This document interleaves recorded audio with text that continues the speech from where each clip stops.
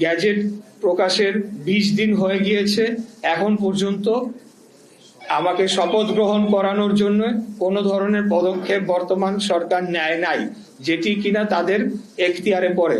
বর্তমান সরকার বলতে স্থানীয় সরকার বিভাগকে বোঝানো হচ্ছে, যেখানে নির্বাচন কমিশন থেকে এই নির্দেশনাটি গ্যাজেট সহ স্থানীয় সরকার বিভাগে অর্থাৎ স্থানীয় সরকার মন্ত্রণালয় বরাবর পাঠানো হয়।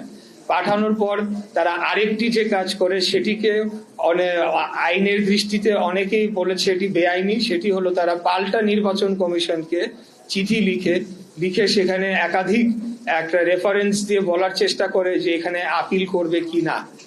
অথচ নির্বাচন কমিশন কিন্তু তার যে আইনজীবী প্যানেল রয়েছে, তার যে বিজ্ঞ আইনজীবীরা রয়েছেন এবং তার যে প্রক্রিয়া রয়েছে সেটি সম্পন্ন করে পূর্ণাঙ্গ কমিশন মিলেই কিন্তু সিদ্ধান্ত দিয়ে গ্যাজেট প্রকাশ করে ফেলেছে। অতএব এখানে স্থানীয় সরকার মন্ত্রণালয় কি নির্বাচন কমিশনকে অলমোস্ট নির্দেশনা দিতে পারে কিনা সেই বিষয়টি এখন প্রশ্নে চলে এসেছে।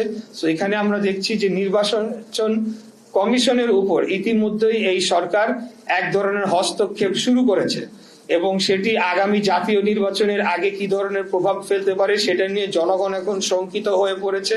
এদের এই বর্তমান যে অন্তর্বর্তীকালীন সরকারের যে উপদেষ্টা পরিষদ রয়েছে, এই উপদেষ্টা পরিষদের অধীনে একটি সঠিক, সুস্থ, নিরপেক্ষ জাতীয় নির্বাচন অনুষ্ঠিত হতে পারে কিনা সেটা নিয়ে জনমনে এখন শুধু সন্দেহ না, তারা এখন স্পষ্টতই দেখতে পারছে এটি সম্ভব নয়।